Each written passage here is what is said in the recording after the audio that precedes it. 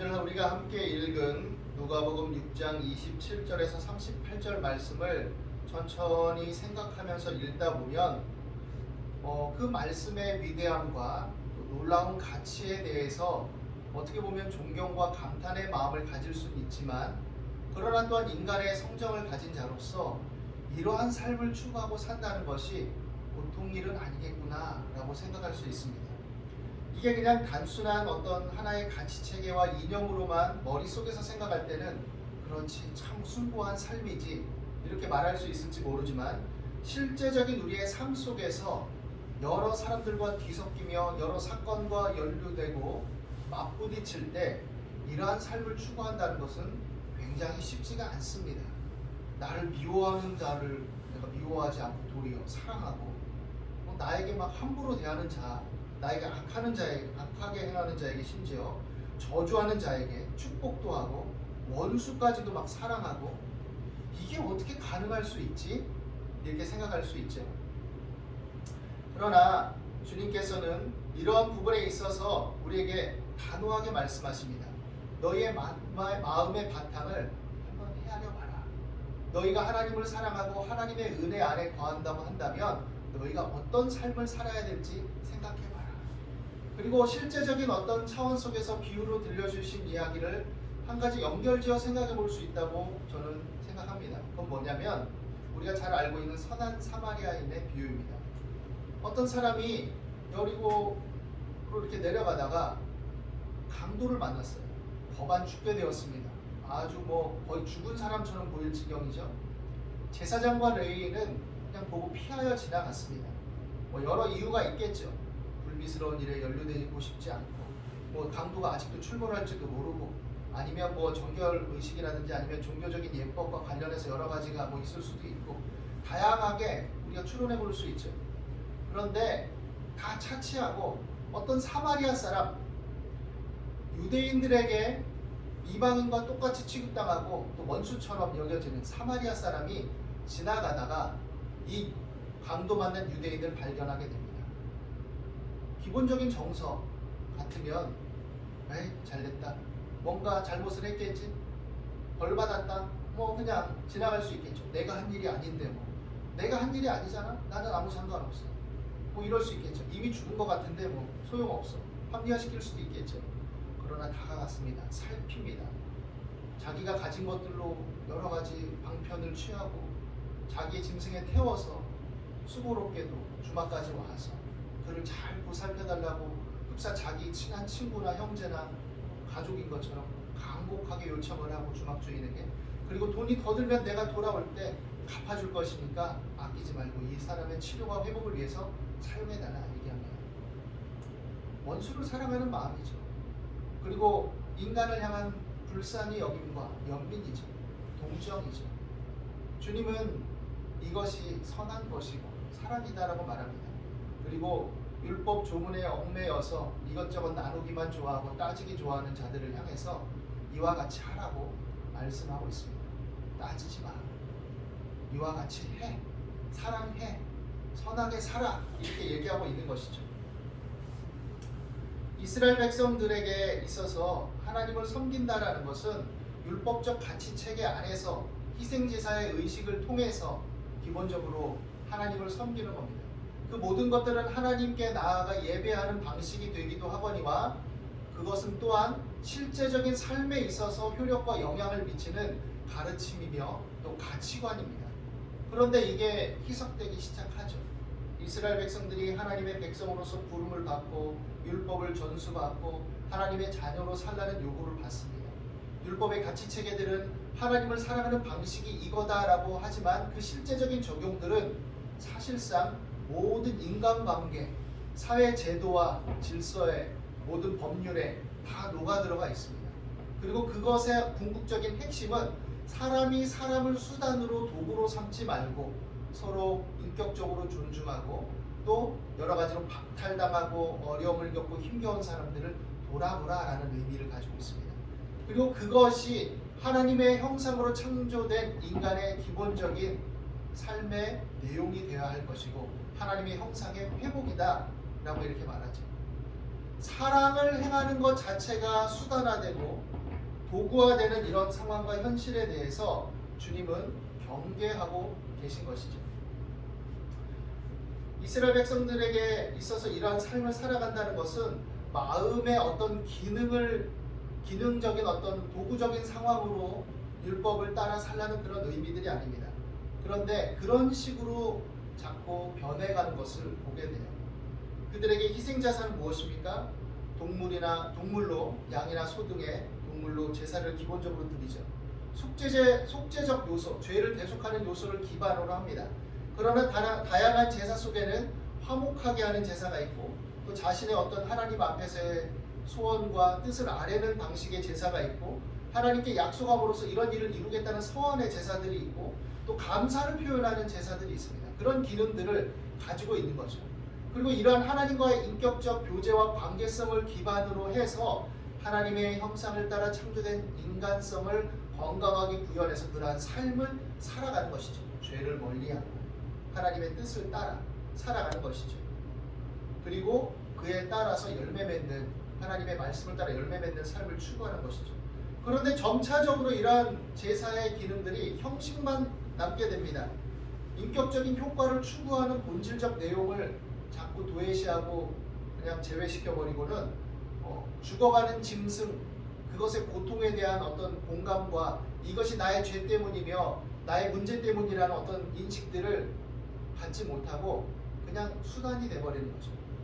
그래서 짐승 죽이고 울부짖고 그 앞에서 피 흘리고 그 고통 속에 몸부림치는 것, 그것을 통해서 죄에 대한 무서움과 죄에 대한 어떤 슬픔과 아픔을, 나의 허물과 약함에 대한 것을, 또 내 대신 죽어가는 이 짐승에 대한 불쌍한 마음을 통한 내 마음의 각성을, 이런 것들을 일깨우기보다는 그냥 수단화되는 겁니다. 아, 하나님 앞에 많은 번제 드리면 돼, 제사 드리면 돼, 그러면 내 종교적 의무를 다한 게 돼버리는 거죠. 그렇게 해서 이것을 더 극대화하기 위해서 야, 비싼 거, 좋은 거, 아주 값진 좋은 상품을 드려야지, 이런 식으로 되는 것이죠. 그리고 그렇게 해놓고는 자기 만족 속에 지내는 겁니다. 나는 하나님 앞에 할 바를 다 했다. 그 안에 결여된 것은 진실한 마음입니다. 인간으로서의 합당하게 가져야 될 그 마음이에요. 인간이라면 누구나 가지고 있어야 될 마음, 불쌍히 여기는 마음, 긍휼히 여기는 마음, 그리고 자신을 돌아보는 마음들이 상실되는 거죠. 기계적이고 기능화되고 수단화되는 그런 이상한 종교체계가 되어버리는 것이죠. 이스라엘 백성들이 가나안 입성 시 그들은 하나님의 심판을 대행하는 존재로서도 또 입성을 합니다. 하나님께서 가나안 7족을 멸하실 때 그냥 이스라엘만 이뻐하고 사랑하니까 쟤네들은 내 백성 아니니까 다 죽여, 그냥 그런 게 아니에요. 분명히 하나님께서 성경을 통해서 밝혀두셨어요. 가나안 땅의 죄악이 관영하고 그것에 대해서 오래 참고 기다리심을 나타내시고 그것에 대해서 하나님께서 변화되기를 원하셨지만 그들이 계속되는 죄악 속에 극악한 지경에 이르니 하나님께서는 이스라엘 백성들을 택하신 가 아울러 때가 되었을 때 이제는 심판할 때가 되었다라고 하심으로써 하나님의 재판을 실현하는 재판 대행자로서 이스라엘 백성들을 또한 사용하실 겁니다. 그렇기 때문에 그들에게 또한 심판을 대행하는 자들로서 단호한 순종을 요구하셨죠. 때때로 그들을 처리하실 때 단호하게 그들을 불쌍히 여기지 말고 죽여라, 사형을 언도하시기도 하셨죠. 그러나 이 불쌍히 여기지 말라라는 말은 인간의 자연스러운 감정을 틀어막으라는 뜻이 아니에요. 우리가 성경을 읽을 때 단순하게 한 그 줄만 가지고 그 한 부분만 가지고 생각해서는 안 됩니다. 전체적인 맥락 속에서 그 의미들을 이해할 줄 알아야 돼요. 사람과 사이도 마찬가지잖아요. 말 한두 마디 해가지고 그 말 자체만, 단어만 꼬투리 잡으면 건강한 대화를 이어나가기 어려워요. 왜? 무슨 말을 하려고 하는지. 때로는 사람이니까 말이 서툴 때도 그 의미의 표현이 무슨 의미인지 전혀 생뚱맞은 단어를 썼음에도 불구하고 상대방의 입장을 잘 헤아리려고 하면 원래 말하려는 의도가 이거구나 해서 때로는 오해를 피하고 또 화낼 일도 화내지 않아도 되는 문제가 될 수도 있고 다양한 일들이 일어나죠. 하나님께서 그들을 불쌍히 여기지 말고 재판과 심판을 대행해라 하신 것은 이스라엘 백성들의 인간에게 인간성으로 부여된 자연스러운 동정심이나 연민이나 이런 마음들을 부정하고 없애버리라는 뜻이 아니에요. 틀어막는 의미가 아닙니다. 한편으로는 그것을 뛰어넘어서 극복하고 연연하지 말고 심판을 시행하라라는 말도 있지만, 의미도 있지만, 한편으로는 그 속에서 불쌍히 여기는 마음이 왜 안 일어나겠어요? 불쌍한 마음이 왜 안 일어나겠어요? 인간적으로 그 잔인함과 참혹함을 보면서 마음이 산란하고 왜 두렵지 않겠어요? 우리가 하다못해 조그만 동물들, 작은 생물들이 죽어나는 걸 보도 마음이 섬찟하고 아플 때가 있는데, 집에서 기르던 나랑 정이 붙은 강아지가 수명을 다해서 죽어가도 얼마나 슬프고 애답습니까? 눈물이 나고. 그런데 인간의 감정이란 것이 어떻겠어요? 사실 못돼 먹은 사람도, 어려움 겪는 사람들, 고통받는 어린이들, 또 TV를 통해서 들려오는 여러 가지 소식들을 보면 마음이 뭉클하기도 하잖아요. 이게 인간의 기본적인 성정이죠. 역설적인 면도 가지고 있지만.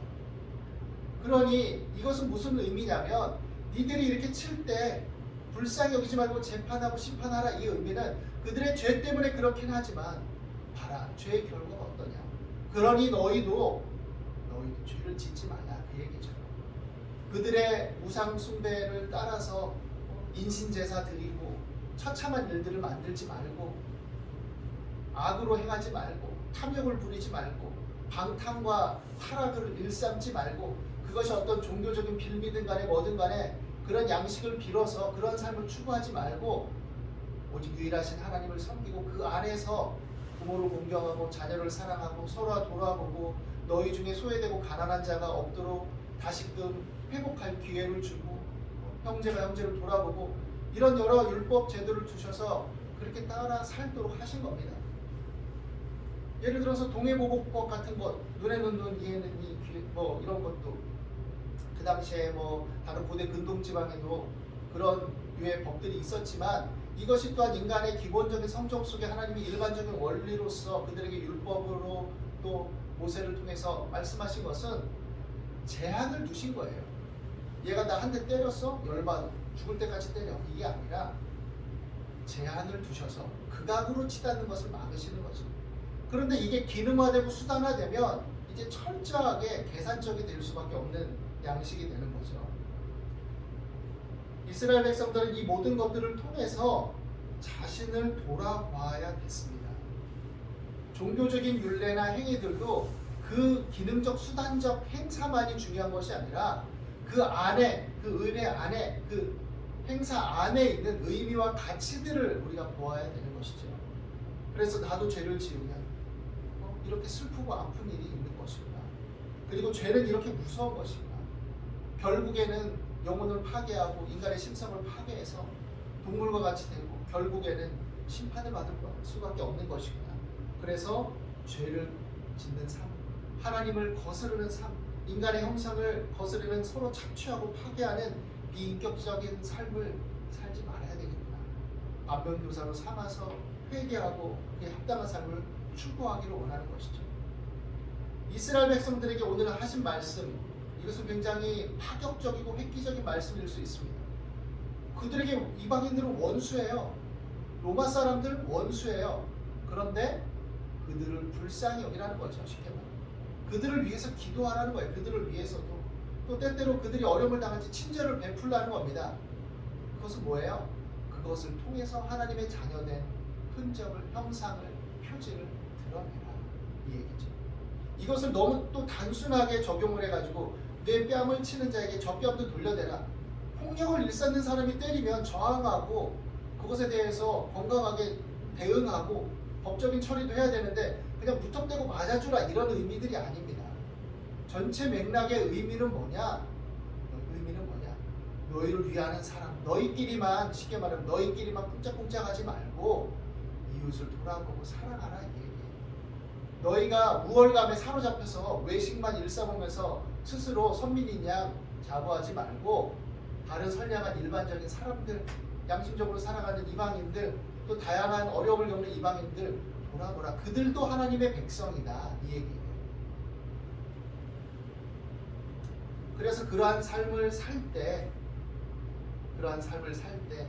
하나님의 자비로우심과 그 은혜가 무엇인지를 알게 될 것이라는 것이죠. 너희 아버지의 자비로우심 같이 너희도 자비로우라는 거예요. 은혜를 모르는 자와 악한 자에게도 인자하신 하나님의 자녀답게 그런 마음을 가지라는 거예요. 그리고 그렇게 해야 될 근본적인 이유가 우리에게 오늘날 무엇입니까? 예수님의 십자가예요. 예수님께서 나 같은 죄인을 위해서, 우리를 위해서 십자가에 못 박혀 피 흘리시고 죽으신 그 대속의 은혜를 생각할 때 그것이 나는 예수 믿고 구원받았으니까 됐어. 아유 저거 예수 안 믿는 것들, 저 교회도 안 다니는 것들, 그런 식으로 오만방자하게 굴지 말고 그들이 사실 어떤 때 보면 더 선량하고 인정받을 때도 있잖아요. 우리가 기능화되고 수단화되고 비인격화될 때 우리가 하나님을 섬기는 예를 어리석고 미련하게 제도적 종교의 틀로 만들어서 우리끼리 꿍짝꿍짝할 때 오히려 그 사람들이 세속적 현실 속에서 더 분투하면서 살아가고 더 인정을 베풀 수도 있다는 거예요. 그러면 하나님이 누가 옳다라고 하시겠냐 이거예요. 그러니 너희를 구원하신 하나님의 은혜를 생각하며 겸손히 너희가 대접을 받고자 하는 대로 너희도 남을 대접하고 불쌍히 여기고 긍휼히 여기라 그 얘기이신 것이죠. 그래서 그 은혜 안에 우리를 다시금 세우는 말씀인 겁니다. 마지막 우리가 읽은 말씀 보면 주라 그리하면 너에게 줄 것이니 곧 후히 되어 누르고 흔들어 넘치도록 하여 너에게 안겨주리라. 너희가 헤아리는 그 헤아림으로 너희도 헤아림을 도로 받을 것이니라 하는 것입니다. 후히 되어 누르고 흔들어 넘치도록 하여 너에게 안겨주리라. 때로는 이것이 조금 변형돼서 물질적인 복을 추구하는 어떤 기도의 내용 속에 많이 사용들을 하십니다. 물론 물질적인 복을 배제하는 말은 아니에요. 다 포함되어 있겠죠. 그러나 좀 더 본질적이고 핵심적인 것은 무엇이냐? 그러한 삶을 살 때 하나님께서 너희에게 그러한 은혜의 삶을 구가하고 살아갈 수 있는 힘을, 지혜를, 믿음을, 평안을, 너희 삶의 안정을, 폭넓은 총체적 평화로서의 샬롬을 너에게 주신다는 의미가 더 담겨 있다라고 봐야 될 것입니다. 그래서 그 안에서 우리가 하나님의 자녀로서 넉넉히 이기고 넉넉히 감당하고 또 하나님의 자녀다운 삶을 살 수 있다는 것이죠. 이러한 과정 속에 우리가 하나님께 구하고 찾고 두드리게 되기를 바랍니다. 아무것도 염려하지 말고 오직 모든 일에 기도와 간구로 구할 것을 감사함으로 하나님께 아뢰고 또 그 은혜와 사랑 안에서 주께 받은 구원의 은혜를 감사하면서 열매 맺는 믿음의 삶을 추구함으로써 하나님께서 우리를 사랑하시고 구원하신 그 은혜, 나 같은 죄인을 위해서 십자가를 지신 그 은혜 안에 견고하게 서며 그에 합당한 가치관과 지혜를 가지고 믿음으로 살아갈 수 있는 저와 여러분이 되시기를 예수님의 이름으로 축원합니다. 기도하겠습니다. 하나님, 삶이 참 고단하고 버겁습니다. 그래서 우리가 마음으로 많이 휩쓸리고 또 우리 생각이 흔들리고 때때로 세속적 가치체계 안에서 우리 자신을 합리화하고 우리 욕망을 투영하기도 합니다. 그러나 이 모든 것을 뛰어넘는 하나님의 은혜를 더욱 알게 하여 주옵소서. 십자가에서 흘리신 피와 그 생명의 능력을 성령의 충만한 은혜 속에 받아들일 수 있도록 저희들을 붙들어 주시고 때때로 수시로 성령 안에 기도하며 하나님 말씀을 추구함으로써 주의 넉넉히 도우심과 붙드심을 맛보아 알도록 인도하여 주옵소서. 어려운 시기를 겪는 주의 자녀들을 돌아와 주시고 위로하시고 힘주시고 피할 길을 주시고 또 피로를 채워주시기를 간절히 기도합니다. 오늘도 함께 하심을 감사하며 예수님의 이름으로 기도드립니다.